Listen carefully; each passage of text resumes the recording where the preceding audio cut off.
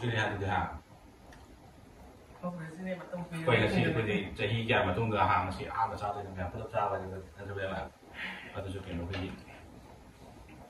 ยูทูบตัวหนุ่มพี่นะตอนนี้มาชาติเป็นจีชาติเป็นจีครับชาติเป็นจีครับชาติเป็นสิเจ้ากันเย็นจัดสโลหายไปดูคุยไปตรงจัดสโลกันเลยไปเอาตัวกันไปส่งถงความเจอวันนี้เนี่ยถงก็โตเนี่ยด้านล่างเนี่ยงในมันทำได้ถงแล้วในได้เนี่ยเย็นนี่phải ngọt thơm vào này thôi nó học ra học thể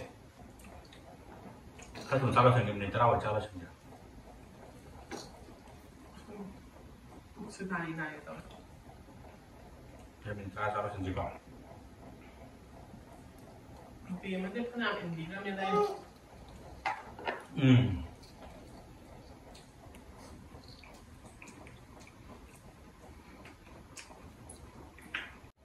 ใส่กระเทียมเราดูซาวชาเราดูซาวเห็นได้ไหมนะปั๊มได้ไหมนะเราดูไปเลยไอ้เรื่องแบบนี้คือไอ้โดนเนี่ยย่างเสร็จจังเลยอะกรุ๊ปเตยาวgitu pak ya kamu ngaya tuh sao đấy về cái không sao bây giờ thôi aku di YouTube channel itu deh sao bây giờ phỏng hay là gì cái channel này nó mới ăn cả sao channel tại tiếng tụ của tùng biaนะครับ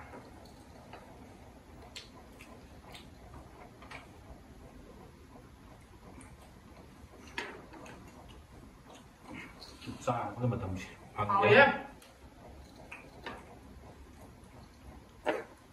แต่มันสิโอเคมันก็เลยอะไรresipi ayo kali ini sama kan case tuh nggak pada kau naik dua lagi macam aku tuh mau resipi ayo kan case tuh lah jadi macam lagi oke dengan tahu kau kali kok kamu yang hal kau kali mau naik pada case tuh lagi kali kan mau kurang dongไม่ห่างไปเลยไปบุกaku lagi kan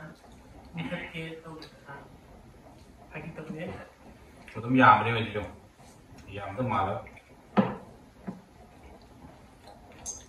ใช่ดูชิปเลยฉันไม่ทันไม่มาบวยยัง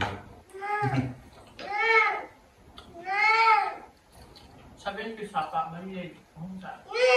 okay. Cok. Sige, moro acar, umuro ka, sige ba? Umuro ka, hindi ko maluga. Nggak maluga. Nggak maluga to, may itin. Bikin ay sauto kaya na. Hawe. Sao tấm hawe. Ham sao din tấm. Moro mang sao tấm mini kaya na ba? Chăm trai ka na tấm hawe. May kokta ni ulo sila manini. Ahunda. Ahunda, aman di pura. Doon nga man, sama ko ngayon. Yeah.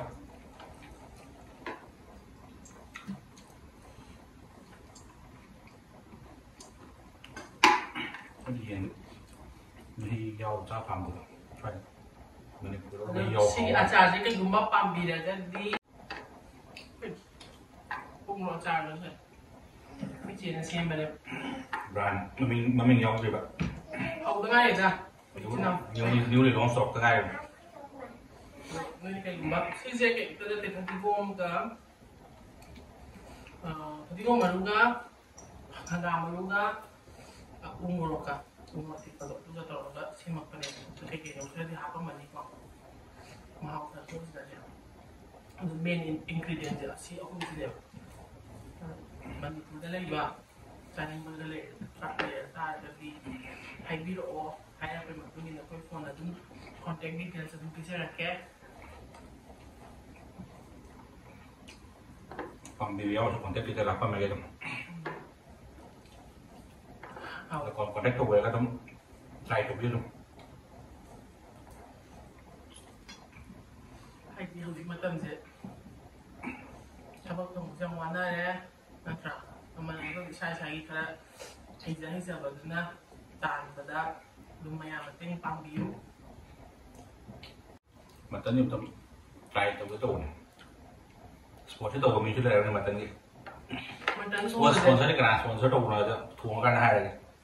ทวงกันให้เลยสปอนเซอร์ต้องดีเลย already เลยนะคุยได้วันนี้สปอนเซอร์คือฉันจะมาตั้งนี้ทวงให้เจ้า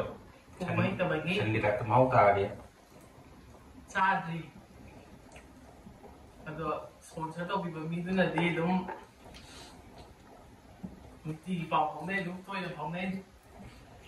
นึกอะไรหมดไปแล้วไปชาร์จหัวไปเราไปชาร์จหัวไปแล้วเลยทงเดี๋ยวไปดิอันดูไงบิว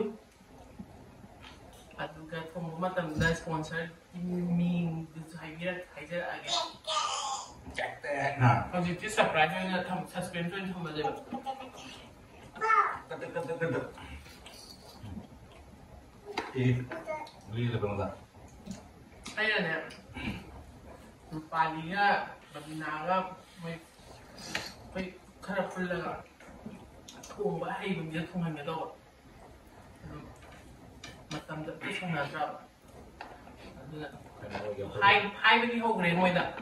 มาตั้งใจสิสปอนเซอร์ที่ชาเล่แล้วกันนี่สปอนเซอร์ไปถามด้วยนานเลยผมไม่ได้โอ้ยเนี่ยอันดูเลยสุดใช่สปอนเซอร์ก็เช่นกันที่ดูไม่ได้คุยมันเนาะคุยมันเนาะ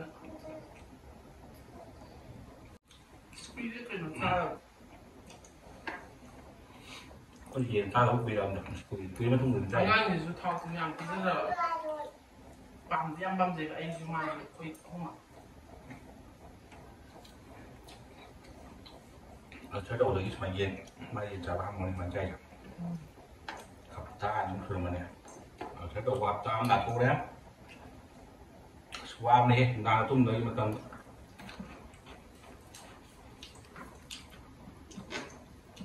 ไอ้ตัวมาคงข้างหลังเนี่ย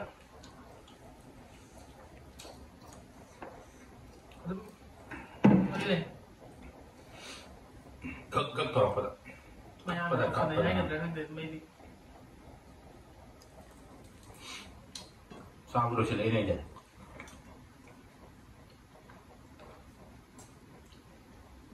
ชิดๆเรา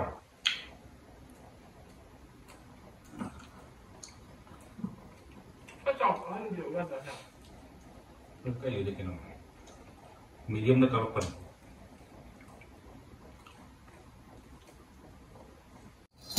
เองก็บอกฟิสกี้มาหนึ่งมีแค่นั้นเดี๋ยวกินจัดตัวดิยาในวิดีโอน้ำใบเกิดน้ำใบยาอะไรทันเลย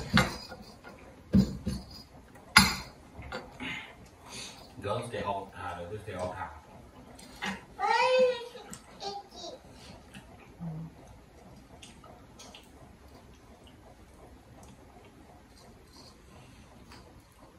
ให้ยิงดิป๊าก็เลยทำเต้าอีกเป็นนิ้วเปล่า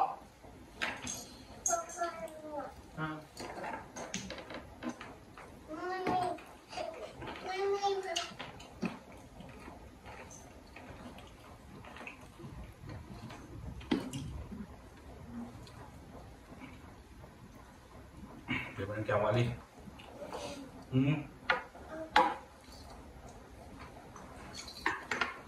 ฉันไม่ยอมมันทำไมเขาเว้ย이 생각이나 Perché di là sorella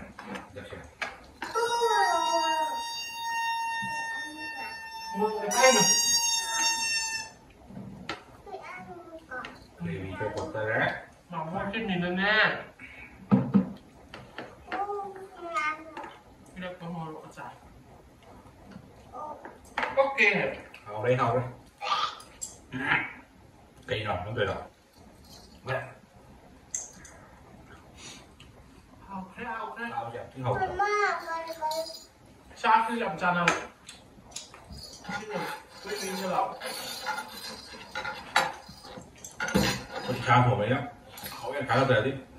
sao mày em không ăn thì không một để nó xoay càng đến thao thao dưới này em bạn đây mà hắn đạp đấy đây gặp bà mày xuống nào đây gặp bà mày xuống nó trâu này anh đi mở rộng lên được ngoài chạy vào khăn thì bốc sao đâu qua ngang thì nó sẽ miền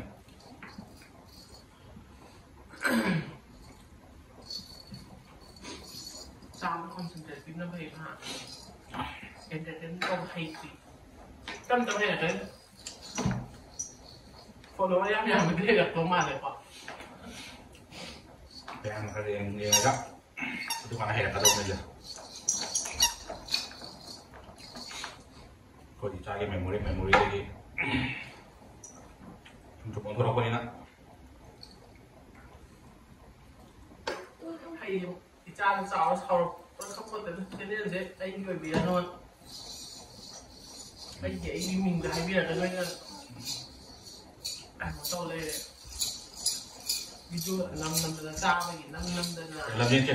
toma tu trước không toma tu trước toma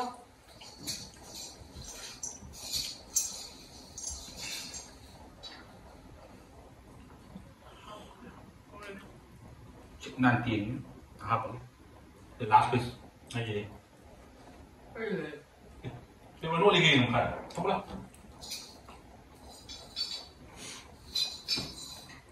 này mình sẽ gửi sao phải buổi sáng đầu như này rồi hả sao buổi sáng nào rồi mình thanh kỹ mà thiền thì đi tân xuôi mà thanh kỹ sao bây giờ là anh đi quay group ta tạo ra cái này cái nào bạc quay cái này mặt tân đó anh mà mình đang dùng mà ra hào ba hay ba lệ đi dùng recipe tôi comment tôi dùng video vậy thôi anh nhưng mà nghe nào không giờ kèm hao nghe kìa chọn cho màu nó chọn thuộc rồi tiền đấy